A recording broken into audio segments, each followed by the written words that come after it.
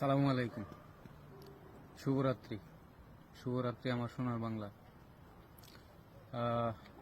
আমি আবারও আপনাদের মাঝে উপস্থিত হয়েছি।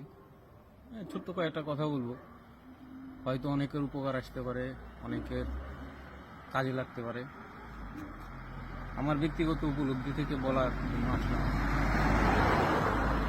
আমার কথায় যদি কারো বিন্দু পরিমাণ উপকার হয় তাহলে আমি সার্থক। যাক, মূল কথায় আসি। সেটা হচ্ছে, যারা বিদেশে আসতে চান, যারা বিদেশের বিষয়টি নিয়ে স্বপ্ন পোষণ করতেছেন মনের ভিতরে, তাদের জন্য আমার ছোট্ট একটা পরামর্শ।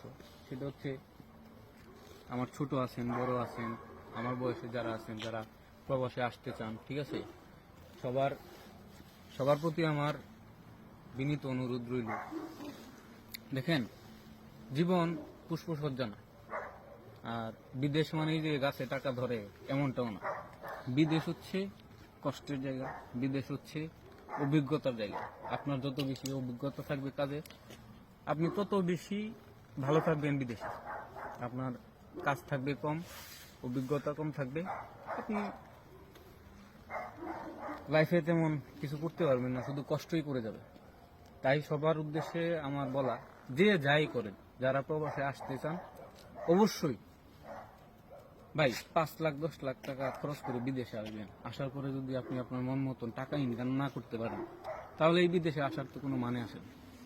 তাই যারা বিদেশে আসবেন, 5 লাখ 7 লাখ 10 লাখ টাকার সাথে আরো 30,000 40,000 টাকা খরচ করবেন। কারণ কি জানেন, আপনি যদি সঠিক জায়গায় ব্যয় করেন, অবশ্যই সেটার ফল আপনি একসঙ্গে পাবেন।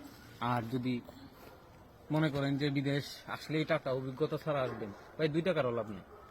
আপনি যে কোনো কাজ করেন, যে কোনো কাজ শিখার দরকার আপনি শিখেন। যে কোনো কাজ, কাঠমিস্ত্রির কাজ হইতে পারে, রাজমিস্ত্রির কাজ হইতে পারে, মোবাইলের কাজ হইতে পারে,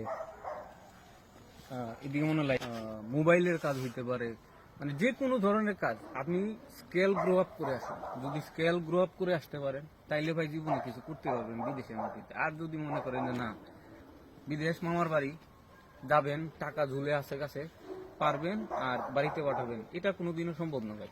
অতএব যে যাই করেন, যেভাবেই করেন, প্রবাসে যারা আসবেন তারা অবশ্যই কমপক্ষে 1-2টা কাজ শিখে আসবেন। তাহলে আপনি বাংলাদেশে যে কিছু টাকা ইনভেস্ট করবেন, সেটা আপনার ভবিষ্যতে অনেক উপকারে আসবে। একটা কথা আছে, ধৈর্যের ফল মিষ্টি হয়। আর একটা কথা হলো, আপনি যদি সঠিক জায়গায় বিনিয়োগ করতে পারেন, ওইটা 1 বছর 2 বছর 3 বছর পর হইলো আপনাকে ভালো একটা ফিডব্যাক দিবে অবশ্যই। অতএব বিদেশে যারা আসতে চান, তাদের জন্য অবশ্যই কাজ শিখে আসাটা খুব প্রয়োজন। 1-2টা কাজ জেনে আসবেন, তাহলে আপনার কাজের অভাব হবে না। যাক, সবাই ভালো থাকবেন, সুস্থ থাকবেন। আল্লাহ হাফেজ। শুভরাত্রি। শুভরাত্রি আমার সোনার বাংলা।